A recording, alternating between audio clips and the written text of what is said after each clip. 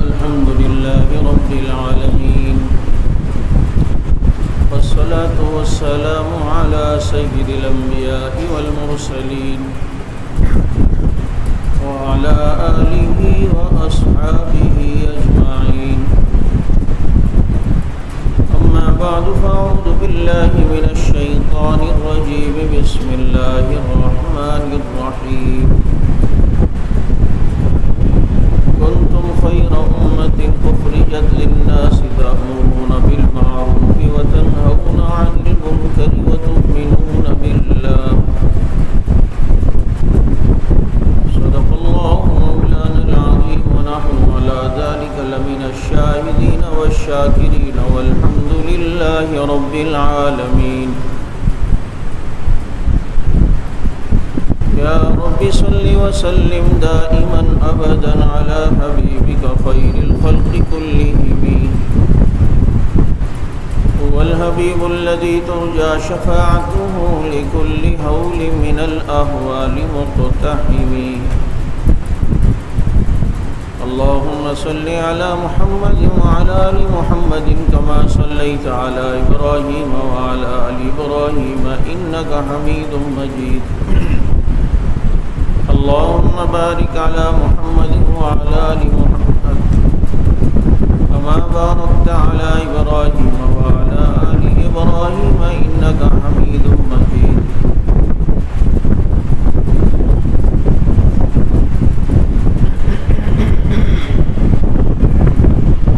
واجب الاحترام، شوال کے مہینے کی مناسبت سے گزشتہ 2 جمعہ سے آپ حضرات کے سامنے ان واقعات کو بیان کیا جا رہا تھا جو شوال کے مہینے میں رونما ہوئے اور اسلامی تاریخ کا ایک حصہ بن گئے، جن میں گزشتہ جمعہ غزوہ احد کے متعلق میں نے چند معروضات عرض کی تھی کہ غزوہ احد بھی شوال کی 6 تاریخ جمعے کو دن کو پیش آیا. آپ صلی اللہ علیہ وسلم کو اطلاع ملتی ہے کہ مشرکین بدر کی آگ کو ٹھنڈا کرنے کے لیے اور بدر کے انتقام کے لیے اور بدلہ لینے کے لیے مدینہ منورہ پر چڑھائی کر رہے ہیں. آپ صلی اللہ علیہ وسلم بھی حضرات صحابہ کرام کو لے کر تیار ہوئے اور مشاورت کی کہ مدینہ منورہ میں رہ کے لڑنا چاہیے یا مدینہ سے باہر. حضرات صحابہ کرام میں جوش و جذبہ تھا تو مشورہ دیا کہ مدینہ منورہ سے باہر جا کے لڑنا چاہیے تاکہ دشمن سے جلدی ملاقات ہو جائے اور پھر ہم بھی اپنی جو ہے وہ ہاتھوں کے گوہر ان کو دکھائیں. آپ صلی اللہ علیہ وسلم صحابہ کرام کو احد کے میدان میں لائے جو مدینہ منورہ سے 8 کلومیٹر باہر ہے. اب وہ مدینہ منورہ ہی کی حدود ہے، لیکن مدینہ کا جو محلہ تھا اس سے باہر یہ احد کا پہاڑ. اور تفصیل میں نے تھوڑی بہت بتلائی تھی کہ آپ صلی اللہ علیہ وسلم نے صحابہ کرام کی پوزیشنیں سنبھالی اور سب بندی فرمائی، اور دشمن جو لڑنے کے لیے آیا تو آپ صلی اللہ علیہ وسلم کے صحابہ کرام نے ان کو پہلے ہی مرحلے میں پسپا کر دیا. انہوں نے پھر دوسری بار حملہ کیا، پھر پسپا ہوئے، تیسری بار حملہ کیا، پھر مشرکین پسپا ہوئے، اور بعد میں جبل الرمات جس پر 50 تیر اندازوں کو بٹھایا تھا، جن کی تفصیل گزشتہ جمعہ گزری، وہ یہ سمجھے کہ جنگ اب ختم ہو چکی ہے، اور آپ صلی اللہ علیہ وسلم کا ارشاد کا مطلب یہ تھا کہ جب تک جنگ ختم نہ ہو تو نیچے نہ آنا، تو وہ نیچے آ گئے۔ ٹیلے کو خالی دیکھ کر مشرکین نے دوبارہ حملہ کیا اور یوں پاؤں مسلمانوں کے اکھڑ گئے اور وقتی یہ پسپائی ہوئی۔ میں ایک چیز بار بار یہ باور کرواتا ہوں کہ حضرات صحابہ کرام وہ مقدس شخصیات ہیں کہ جن کی کوئی بھی زندگی کے پہلو کو اٹھا کر دیکھیں وہ حکمت اور مصلحت اور آنے والے مسلمانوں کے فائدے سے خالی نہیں ہے۔ ان کی خطائیں بھی رحمت کی گھٹائیں ہیں، ان کی غلطیاں بھی امت کے لیے اللہ نے فائدے کی چیز بنائی۔ یہ وقتی پسپائی مسلمانوں کو احد کے میدان میں ہوئی، اور میں وقتی پسپائی اس لیے کہتا ہوں کہ بعض لوگ جو یہ کہتے ہیں کہ احد میں مسلمانوں کو شکست ہوئی، وہ دائمی شکست نہیں تھی، یہ وقتی طور پر جو پاؤں اکھڑے ہیں، اور یہ کچھ دیر کا یہ منظر تھا کہ جس میں مسلمانوں پر حملہ ہوا، 70 مسلمان شہید ہوئے، اللہ کے نبی زخمی ہوئے، 70 کے قریب ہی مسلمان شہید ہو گئے، زخمی ہو گئے، حضرت حمزہ رضی اللہ تعالیٰ عنہ جیسے شہید ہوئے۔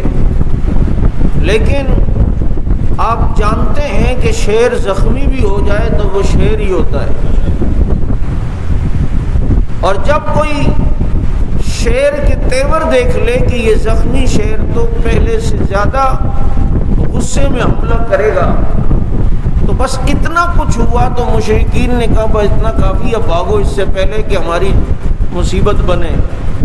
اب جو صحابہ کرام نے ان کو بھگایا تو وہ حمراء الاسد ایک علاقہ ہے، وہاں تک جا کر بیٹھے، اور یہاں تک کہ وہاں سوچ کے کہنے لگے کہ یار ہم نے کتنی بڑی غلطی کی، گرتی ہوئی دیوار کو ایک دھکا اور دے دیتے، ہم انہیں ایسے ہی چھوڑ کر آ گئے۔ تو دوبارہ انہوں نے واپس حملے کا ارادہ کیا، لیکن اللہ نے ان کے دلوں میں صحابہ کرام کا رعب ڈال دیا اور وہ واپس مکہ مکرمہ کی طرف چلے گئے۔ اب جب یہ واپس جا رہے تھے، میرے نبی کا عسکری ذہن دیکھو، تو جب یہ بھاگنے لگے مشرکین احد کے میدان سے، تو اللہ کے نبی نے کچھ صحابہ کو فرمایا دیکھو یہ گھوڑوں پر ہیں یا اونٹ پر ہیں، اگر یہ گھوڑوں پر ہیں تو اب یہ مدینے کے شہر میں داخل ہونا چاہ رہے ہیں، اس سے پہلے ہم جا کر ان پر حملہ کریں، اور اگر یہ اونٹوں پہ سوار ہیں تو سمجھ لو یہ واپس مکہ کا رخ کر رہے ہیں۔ تو بتایا کہ اللہ کے نبی وہ اونٹوں پہ سوار ہو کے گئے، فرمایا اب یہ مدینے کی طرف نہیں جائیں گے، یہ مکہ مکرمہ واپس اپنے علاقے کی طرف جائیں گے۔ اللہ کے نبی صلی اللہ علیہ وسلم نے ان کی ان سواریوں سے اندازہ لگایا۔ ایسا عسکری ذہن ہمارے نبی کا، اسی لیے ہمارے نبی نبی السیف بھی ہیں، نبی الملاحم بھی ہیں، وہ جنگوں والے نبی ہیں، تلواروں والے نبی ہیں۔ اللہ کے نبی کی جنگیں چالیں اگر ہم دیکھیں تو انسان حیران ہوتا ہے۔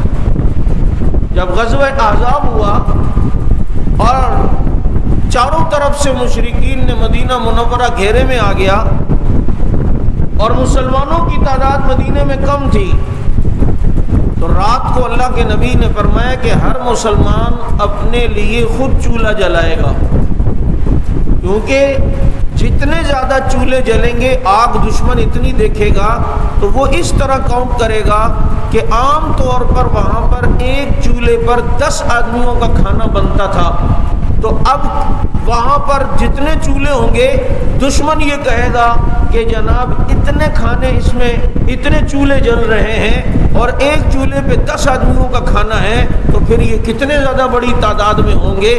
یہ وہ جنگی چال تھی جو رسول اللہ صلی اللہ علیہ وسلم نے غزوہ احزاب کے اندر اپنائی، دشمن پر رعب ڈالنے کے لیے،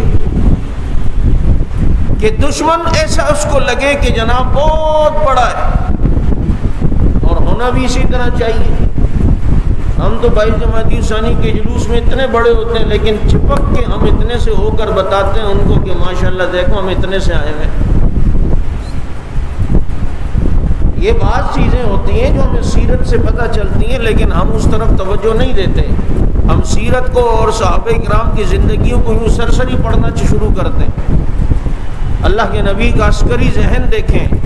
جب مکہ مکرمہ فتح کرنے کا ارادہ کیا نا تو اللہ کے نبی نے سوائے ابو بکر صدیق کو، حدیث میں آتا ہے کہ کسی کو نہیں بتایا میں مکہ پہ جاؤں گا.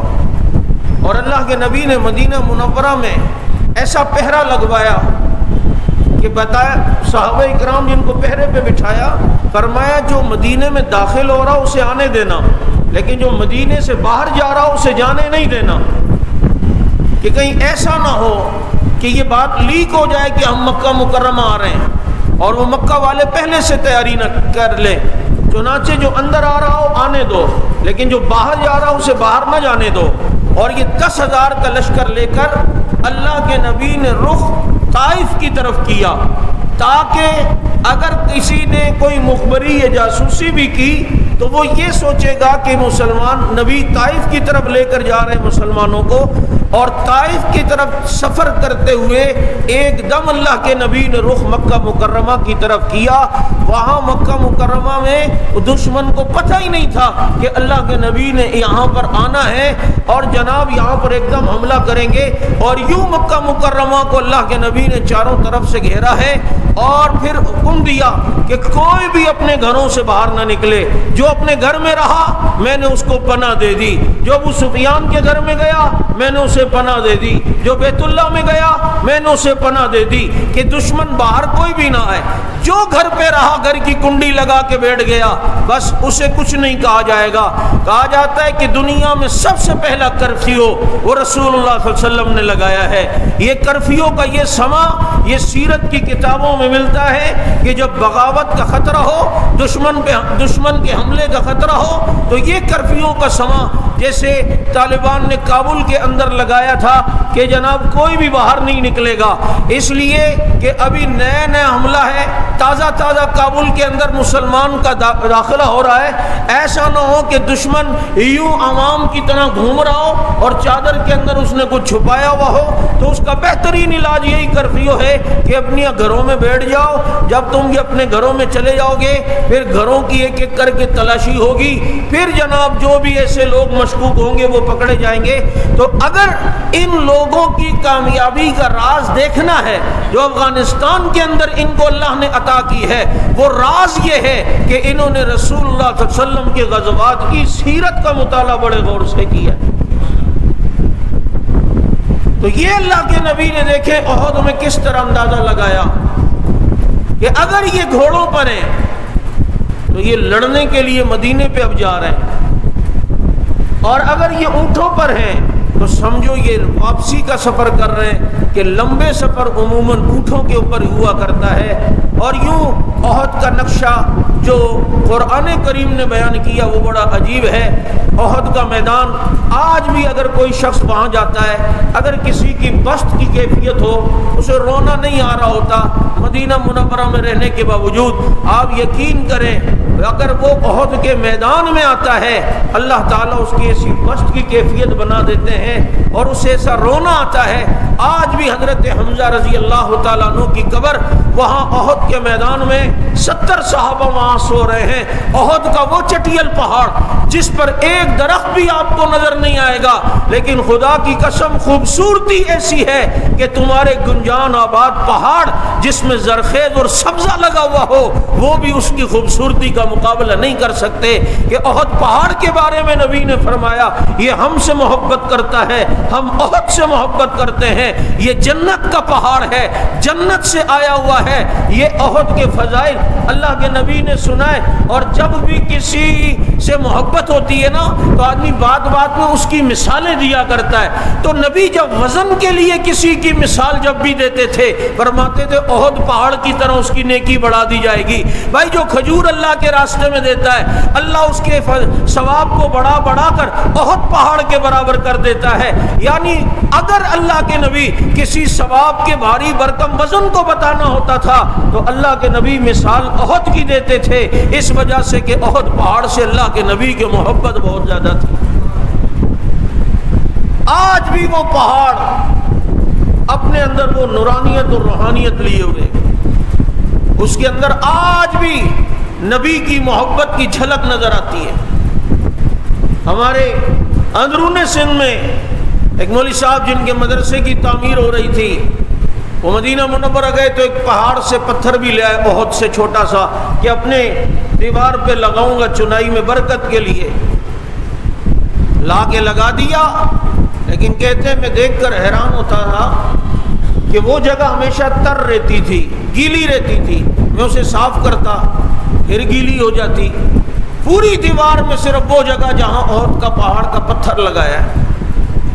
تو میں حیران تھا، یہاں کوئی پانی کی لائن بھی نہیں ہے، کوئی سیم شدہ زمین بھی نہیں ہے، اور پوری دیواروں میں کسی جگہ تری نہیں، یہاں کیوں آتی ہے؟ کسی عالم سے ذکر کیا، اس نے کہا تم اتنی بات نہیں سمجھ سکے، یہ پتھر محمد کی جدائی میں روتا ہے، یہ پتھر بھی مدینے کی جدائی میں رو رہا ہے. ان پتھروں سے بھی ان کو اتنی محبت ہے. میں نے یہ واقعہ ٹھٹا کے اندر ایک جلسے میں بیان کیا.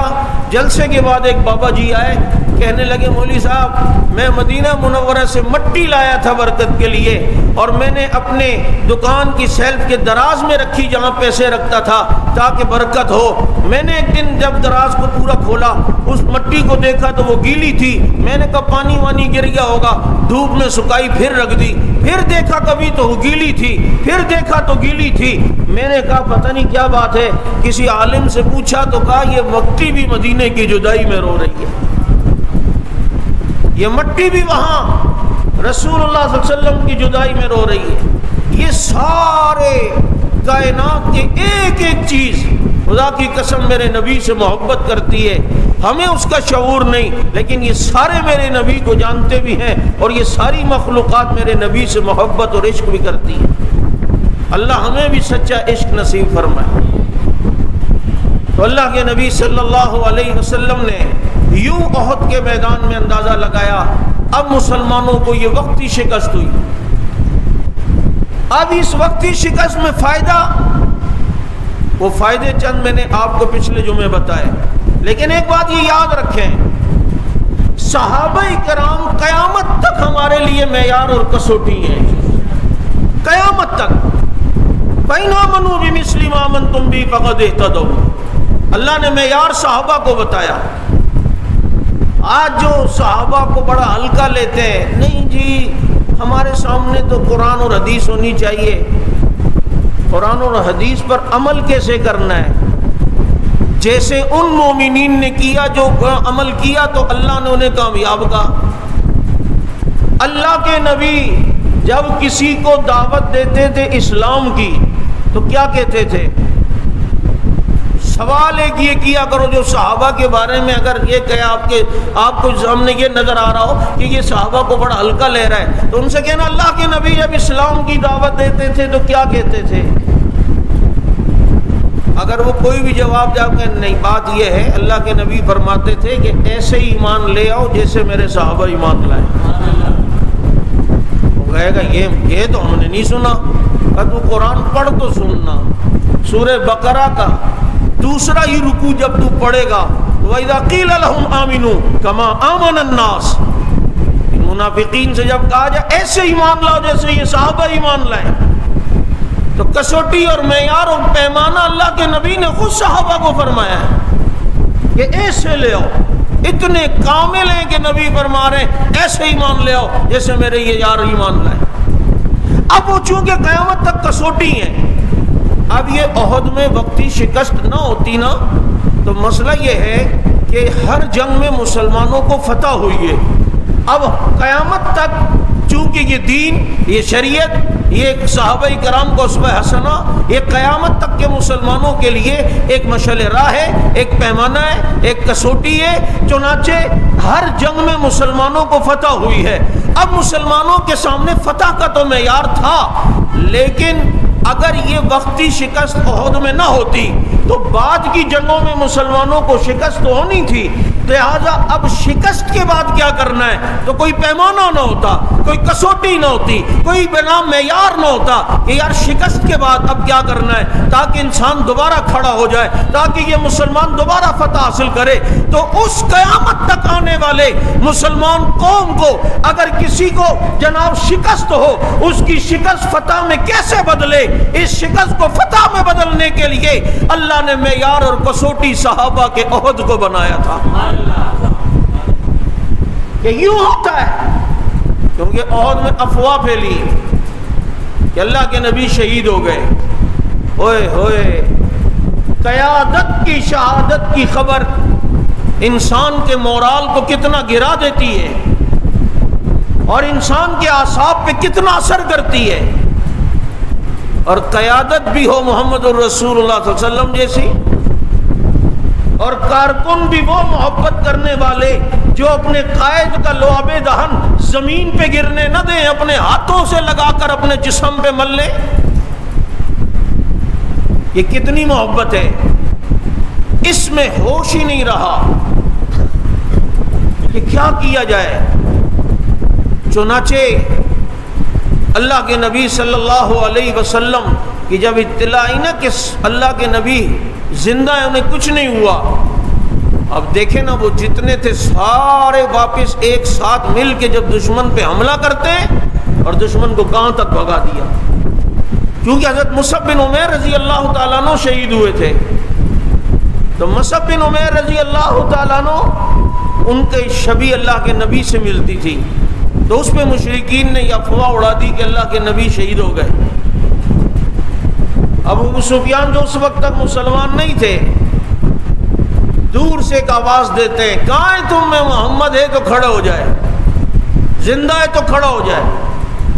اللہ کے نبی نے صحابہ کو فرمایا کوئی جواب نہ دے، جنگی چال دیکھو، کوئی جواب نہ دے۔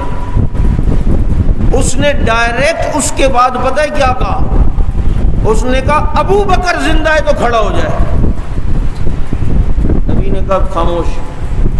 پھر پتہ ہے اس نے تیسرے نمبر پہ کس کا نام لیا؟ اس نے کہا کہ تم میں عمر بن خطاب زندہ ہے تو کھڑا ہو جائے۔ اب اللہ کے نبی نے فرمایا عمر جواب دے۔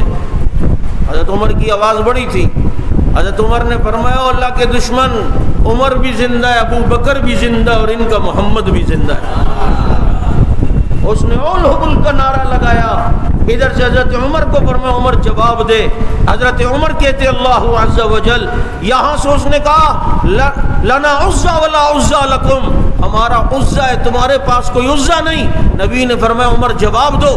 عمر کہتے لنا مولا ولا مولا لکم، مولا ہمارا ہے تمہارا کوئی مولا نہیں ہے۔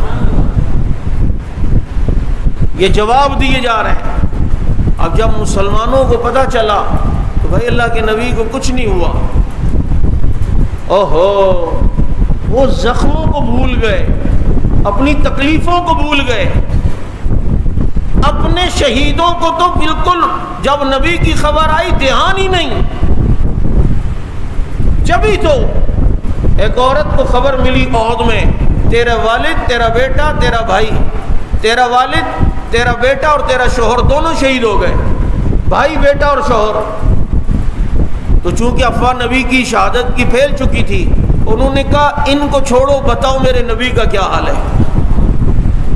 کہا جی وہ ٹھیک ہیں۔ کہا بس وہ ٹھیک ہے تو مجھے کسی کا غم نہیں ہے، مجھے کسی کی پریشانی نہیں ہے۔ یہی وہ عہد ہے جس میں حضرت حنظلہ رضی اللہ تعالیٰ عنہ پہلی رات اپنا غسل چھوڑ کر آتے ہیں اور آتے ہیں اور مقام شہادت حاصل کرتے ہیں، تو نبی نے دیکھا کہ فرشتے حنظلہ کو اٹھا کر لا رہے ہیں اور پانی بالوں سے ٹپک رہا ہے۔ تحقیق کی تو پتہ چلا بغیر غسل کے گئے تھے، اور شہید کو غسل نہیں دیا جاتا، لیکن وہ جنابت میں ہو تو پھر اسے غسل دیا جاتا ہے۔ اب جناب اگر ایسے ہی دفنا دیتے تو کسی کو تھوڑی پتہ تھا کہ یہ جنابت کی حالت میں۔ اللہ نے صحابہ کرام رضوان اللہ علیہ مجمعین کے ایک فرد کی اتنی لاج رکھی ہے کہ وہ جنابت کی حالت میں قبر میں نہ جائے، مسلمانوں کو پتہ نہیں چلے گا، ایسے ہی نہ دفنا دیں۔ اللہ نے حنظلہ کے جنت کے پانی سے غسل کا انتظام کر دیا۔ کیا بات ہے صحابہ کی۔ اس لیے میں کہتا ہوں پتہ نہیں وہ بات میری کسی کو سمجھ آتی ہے نہیں. صحابہ معیار اور کسوٹی کیسے ہیں؟ لوگ کہتے ہیں کہ یار جنت کیسی ہے، اس کے پھل کیسے ہیں، اس کا پانی کیسے، اس میں جاتے کیسے ہیں، جنت میں داخلہ کیسے ہوگا. یار یہ بن دیکھی چیزیں. میں نے کہا اللہ نے بعض بن دیکھی چیزیں صحابہ کے ذریعے سے ہمیں دنیا میں دکھائی ہیں. اگر کسی نے جنت کا پانی دیکھنا ہو حنظلہ کے بالوں سے ٹپکتے ہوئے پانی کو دیکھ لے. اگر کسی نے جنت کا پھل دیکھنا ہے تو وہ دیکھو رسول اللہ صلی اللہ علیہ وسلم کے صحابی جو قید کے اندر ہیں حضرت سعید، اور جناب ان کے ہاتھ میں انگور کا گچھا ہے. اور ایک باندی جو بعد میں مسلمان ہوئی اور کہتی ہیں کہ میں نے دیکھا کہ اس کے ہاتھ میں جنت کے ایک کھجور کا گچھا ہے، کیونکہ پورے عرب کے اندر انگور کا گچھا، پورے عرب میں اس وقت انگور نہیں ملتا تھا. میں سمجھ گئی اللہ نے ان کے لیے یہ جنت کے پھل کا انتظام فرمایا ہے. لوگ کہتے ہیں جنت میں داخل کیسے ہوں گے؟ میں نے کہا جنت میں داخل ہوتے ہوئے دیکھنا ہو تو ربیع الاول میں نبی کو دیکھ لو، 22 جمادی الثانی کو ابو بکر کو دیکھ لو، یکم محرم کو عمر کو دیکھ لو کہ ماں بین بیتی و منبری روضۃ من ریاض الجنہ. کہ جنت میں ایسے داخل ہوتے ہیں. حضرت حنظلہ اللہ نے ہمیں بتایا کہ تم دنیا کی کوئی چیز اللہ کے لیے چھوڑو گے اللہ اس سے زیادہ قیمتی چیز تمہیں عطا کرے گا. فرعون کی بیوی آسیہ دنیا کا گھر چھوڑا نا، اللہ نے ان کے لیے جنت کا گھر بنا دیا. حضرت حنظلہ نے دنیا کا پانی چھوڑا، اللہ نے جنت کے پانی سے غسل دلوا دیا. حضرت ابو دحدہ رضی اللہ تعالیٰ عنہ دنیا کی انہوں نے اپنے درخت سارے کے سارے اللہ کی راہ میں دیے. اللہ کے نبی نے انہیں جنت کے درختوں کی بشارت سنائی. اس لیے دنیا کی ٹینشن میں نہ رہنا اور دنیا کی لوڈ شیڈنگ کی ٹینشن میں بھی نہ ہونا. یہاں کی ٹینشن نہیں لوگے، اللہ جنت کی تو لوڈ شیڈنگ ہے ہی نہیں، اچھے والی جناب موسم دے گا. بہرحال اللہ رب العزت نے مسلمانوں کو احد میں دوبارہ پھر فتح عطا فرمائی، لیکن یہ جو وقتی شکست یہ ایک معیار بننا تھا اور ایک کسوٹی ہونا تھا. اب بات یہ ہے کہ جب شہزادوں کے کوئی مسئلے ہو جائیں محل میں تو فیصلہ بادشاہ کیا کرتا ہے. گلی کا کوئی چمار آگے سے گئے اس شہزادے کو یوں نہیں کرنا چاہیے تھا، اس کو وہ کہے گا اگلا تو کون ہے، تیری حیثیت کیا ہے؟ بادشاہ کا مسئلہ ہے، اس کا فیصلہ ہے، وہ فیصلہ شہزادوں کے درمیان وہ کرے گا. بابا ان شہزادوں کے فیصلے رب نے رضی اللہ عنہم ورضوا عنہ کے کر دیے ہیں. اور احد کو بیان کرتے اللہ نے کہا وَلَقَدْ عَفَا اللَّهُ عَنْهُمْ وَلَقَدْ عَفَا اللَّهُ عَنْهُمْ، اللہ نے انہیں معاف کر دیا. اور دوسری جگہ وَلَقَدْ عَفَا عَنْكُمْ، اللہ نے تمہیں معاف کر دیا. دو جگہ احد کی معافی کا ذکر آیا اور فرمایا ثُمَّ صَرَفَكُمْ عَنْهُمْ لِيَبْتَلِيَكُمْ، یہ تمہیں وقتی شکست اس لیے دیے تاکہ میں تمہیں آزماؤں. پتہ چل رہا ہے یہ سارا کام تو اللہ کی طرف سے ہو رہا ہے نا، حکمتیں تھیں. کہا میں آزمانا چاہتا ہوں، اور اس آزمائش میں یہ پورے ہوئے یا نہیں ہوئے؟ اللہ نے کہا واللہ ذو فضل علی المؤمنین، اللہ کا فضل ان مومنوں پہ تو کامیاب کیوں نہیں ہوں گے. اور مزے کی بات میں بھول جاؤں گا، میں نے شروع میں خطبے میں آیت ایک پڑھی مناسبت آج اللہ نے ذہن میں ڈالی. میں احد کے بارے میں قرآن کریم کو مطالعہ کر رہا تھا کہ یہ احد کا واقعہ بعد میں ذکر کیا اللہ نے. اس سے پہلے اسی سورہ ال عمران میں احد کا واقعہ ہے، اور اسی سورہ ال عمران میں احد کے واقعے سے پہلے اللہ کہتے ہیں کنتم خیر امت اخرجت للناس، تم بہترین امت ہو. اللہ نے صحابہ کو بہترین امت کہا. اب بہترین امت کہہ کے پھر احد کی پسپائیاں اور یہ سب کچھ بیان کیا. فرمایا یہ پسپا ہو جائیں یا فتح ہو جائیں یہ سب سے بہترین امت بنائی گئی ہے تاکہ ان پہ کوئی انگلی نہ اٹھائے، تاکہ ان کے اوپر کوئی بات نہ کر سکے. اگر کوئی ادھر سے پی پاں پوں ٹاں چوں چاں کرے گا، اللہ کہتے تمہیں بولنے کی ضرورت کیا ہے؟ میں نے ان واقعات کو ذکر کرنے سے پہلے کہہ دیا ہے کہ یہ بہترین امت ہے۔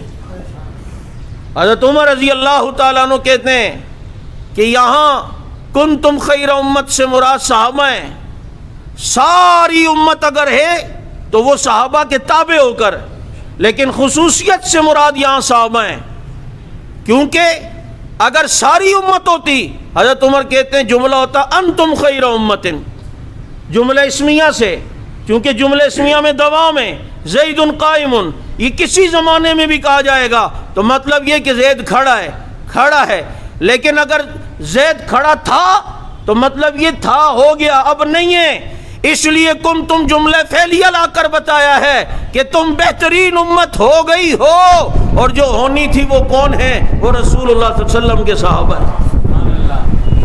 تم بہترین امت ہو۔ آگے بہترین امت ذکر کر کے پھر آگے کہا، میں نے پچھلے جمعہ آپ کو کچھ اصول بتائے تھے، امید ہے آپ کو یاد ہوں گے، کہ اگر کوئی یہ کہے کہ یہ پہاڑ چھوڑ کر نیچے آ گئے تھے غنیمت کے چکر میں، اصول یاد ہے کیا جواب تھا؟ اگر کوئی یہ کہے جی وہ تو اوپر سے غنیمت کے چکر میں پہاڑ سے نیچے آ گئے تھے تیر انداز، تو آپ نے سوال کیا کرنا ہے؟ آپ نے کہنا ہے اگر یہ نیچے نہ آتے تو انہیں غنیمت ملنی تھی یا نہیں؟ وہ کہے گا ہاں ملنی تو تھی، تو وہ کھوتی دیا، جب ملنی تھی تو پھر یہ نیچے جو پہاڑ پر آئے یہ غنیمت کے لیے نہیں آئے، یہ غنیمت کو جمع کرنے کے ثواب کے لیے آئے۔ اگر نہیں ملنی ہوتی، بھائی جو غنیمت کا میں نے اصول بتلایا تھا یہ تھوڑی ہے کہ جو بھی آئے گا جس کے ہاتھ میں جو آئے وہ اس کا، ایسا تھوڑی ہے، شادی کے پیسے تھوڑی ہیں جس بچے کے ہاتھ میں جتنے آئے اتنے، بلکہ غنیمت کو جمع کرنا ہے، ایمانداری سے امیر تک پہنچانا ہے، بعد میں تقسیم امیر نے کرنی ہے، اصول ہی ہمیں نہیں پتا، اور بات کرتے ہیں اعتراض صحابہ کرام پر، تاثر یہ دیتے ہیں وہ غنیمت کے چکر میں آئے، بابا وہ نیچے نہیں اترتے تب بھی غنیمت ملنی تھی یا نہیں؟ جب ملنی تھی تو پتہ چلتا ہے یہ نیچے غنیمت کے لیے نہیں، اس کو جمع کرنے کا جو ثواب ہے اس ثواب کو حاصل کرنے کے لیے آئے۔ پھر دوسری بات یہ کہ انہیں وقتی پسپائی ہوئی، تھوڑے سے قدم پیچھے اکھڑے، یہ بتاؤ اس سورہ اس غزوہ احد سے پہلے پسپائی کی وعید یا پسپائی کی مذمت یا پسپائی کے متعلق کوئی وعید نازل ہوئی تھی کہ نہ ہونا، یا جو پیچھے ہوگا تو اس پہ یہ عذاب ہوگا، یوں ہوگا وہ ہوگا؟ بابا شراب کی حرمت جب تک نہیں آئی، جس نے شراب حرمت سے پہلے پی، اب کوئی الو کہیں کہے وہ تو شراب اس نے پی تھی، ابے پی تھی تو اس وقت تک حلال تھی، اس وقت تک۔ اس کی مثال ایسے ہی ہے، ایک آدمی اپنی بیوی سے ملتا ہے لیکن طلاق دے دی، اب دیکھا جائے گا اب ملتا ہے یا نہیں۔ اب کوئی کہ ہاں ابھی اس کو دیکھتا بھی نہیں ہے، پہلے جناب اس کے ساتھ کیا کیا کرتا تھا، اس کو کہے گا الو اس وقت حلال تھی اب حلال نہیں ہے۔ تو شراب پہلے حلال تھی، جب اس کی طرف سے اجازت ہے تو ٹھیک ہے، جب حرام ہو گئی اب کسی نے پی ہے۔ یہ پسپائی کی وعید پہلے اس احد کے میدان سے پہلے بتا تو صحیح کسی جگہ آئی ہے، لیکن احد کے بعد منع کر دیا، بھاگنا نہیں ہے۔ اب بھاگ کے دکھائے ہیں تو بتا دے، اب پیچھے بھاگے ہوں تو بتا دے، اب تو دشمن کو بھگایا ہی بھگایا ہے، ہماری زبان میں کہیں گے نسایا ہی نسایا ہے، اب جناب اسے پسپائی کیا ہے۔ بات سمجھ آ رہی ہے یا نہیں آ رہی؟ تو یہ چند اصول ہیں جن کو ہم اگر سامنے رکھیں گے انشاءاللہ العزیز حضرات صحابہ کرام کے بارے میں ہمارے دل بالکل صاف ہو جائیں گے۔ اور اگر کوئی کہتا ہے، اگر جسے زیادہ یہ اعتراض ہے کہ بھاگا کون ہے، حکومت بیچ سے ہٹ جائے، ہمیں بیچ میں کھڑا کرو، صحابہ کے دشمن کو کھڑا کرو، ہم آج 14ویں صدی میں بتائیں گے انشاءاللہ بھاگتا کون ہے۔ تمہاری حقیقتیں یہی ہیں، اعتراض صحابہ پر، اور اپنا حال کیا ہے؟ اپنے تو بھاگے ہیں، اور ساری زندگی اس دن میڈیا پر ایک پڑھ کر رہا تھا اور جی یہ ناگن چورنگی میں جو مسجد ہے نا وہاں دیکھیں کیسی تکفیری باتیں ہوتی ہیں. تمہارے یہاں جناب بڑے مسلمان بنائے جاتے ہیں, تمہارے یہاں بہت زیادہ ایمان کی باتیں ہوتی ہیں. ہم تو جو حقیقت ہے اس کو کرتے ہیں. سچی بات کڑوی کیوں لگتی ہے؟ ابھی یہ جتنے دھماکے ہوئے کراچی کے اندر ایک مہینے میں, آپ کی انٹیلیجنس رپورٹ کل سامنے آ گئی ہے, آپ نے پڑھی بھی ہوگی. ساری ڈیلنگ ایران سے ہو رہی ہے. ان کا جو مین آدمی ہے وہ ساری ایران سے کالیں ٹریس ہوئی ہیں. سارا نیٹ ورک ایران سے چل رہا ہے. ہم تو پہلے سے کہتے ہوئے آئے ہیں ایران اس وقت پاکستان کا سب سے بڑا دشمن ہے. اندرون خانہ خدا کی قسم اسرائیل سے ایران ملا ہے. اتنے ممبر پہ بیٹھ کر میں قسم کھا رہا ہوں کوئی لڑائی نہیں ہے اسرائیل ایران کی. یہ سارے آپس میں ملے ہوئے ہیں, لوگوں کو بے وقوف بنا رہے ہیں. کہاں ہے تمہارا حسن نصر اللہ لبنان والا؟ اس نے ساری زندگی شیعت نے مسلمانوں کے خلاف وہاں پر سرے پیکار رہے ہیں. اسرائیل کے خلاف ان کے کیا احکامات رہے ہیں. اب یہ سارے ڈرامے ہمارے ملک کے اندر امن خراب کرنے کے لیے کیے جا رہے ہیں. اور یہ جتنے حالیہ صدر میں دھماکہ ہوا, بولٹن میں دھماکہ ہوا, آپ کے یہ کراچی یونیورسٹی کے اندر جو مسئلہ ہوا ہے, آپ کی کل انٹیلیجنس رپورٹ نے یہ رپورٹ پیش کر دی ہے. یہ سارے تانے بانی ایران سے مل رہے ہیں اور سارا نیٹ ورک ایران سے چلایا جا رہا ہے. اور فون کال جو ٹریس ہوئی وہ ایران سے ہوئی ہیں. آپ مجھے بتاؤ, جو پاکستان کے طرفدار بہت زیادہ بنتے ہیں دکھلاوے کے لیے, اگر اسرائیل کچھ کرے تو مذمت ہوتی ہے, انڈیا کچھ کرے تو احتجاج ہوتا ہے, ایران کرے تو سب کے تالے منہ پہ کیوں لگ جاتے ہیں؟ میڈیا آگے سے پڑھ کیوں نہیں کرتا؟ ایران کے خلاف بات کیوں نہیں کرتا؟ تم نہ کرو, ہم انشاءاللہ کرتے رہیں گے. ہم جیسے اسرائیل, امریکہ اور انڈیا کی مذمت کرتے ہیں ایسے ہی ہم ایران کی بھی مذمت کرتے ہیں. ایرانی گماشتوں کو لگام دینا چاہیے یا نہیں؟ اور جو ایران کے یہاں تنخواہ دار ملازم ہیں ان کے خلاف بھی حکومت کو گھیرا تنگ کرنا چاہیے یا نہیں؟ اس لیے کہ یہ ملک ہمارا ہے, اس کے خلاف جو سازش کرے گا اس کے خاک ہماری نہیں کبھی بھی بن سکتی. تو ایران کے اس اقدامات پر ہم سب مذمت کرتے ہیں. اور ہم تو پہلے سے کہتے ہوئے آ رہے ہیں یہ تمام فتنہ جو یہاں پر ہو رہا ہے, انڈیا, ایران, اسرائیل, یہ مل کے سب کچھ کر رہے ہیں. کلبھوشن یادو تم نے پکڑا, ایران سے آیا تھا. کوئی ایک رافضی ملا, کوئی ذاکر کبھی ایران کے خلاف بولتے ہوئے دیکھا ہے؟ یہ سارے نمک حرام پاکستان سے کھاتے ہیں لیکن نمک حلالی ایران کی کرتے ہیں. میں نے ایک بہت بڑے افسر سے کسی میٹنگ میں کہا اگر خدا نہ خواستہ پاکستان ایران کی جنگ ہو جائے یہاں کے شیعہ کس کا ساتھ دیں گے؟ اللہ کی قسم وہ کہنے لگا وہ ایران کا ساتھ دیں گے.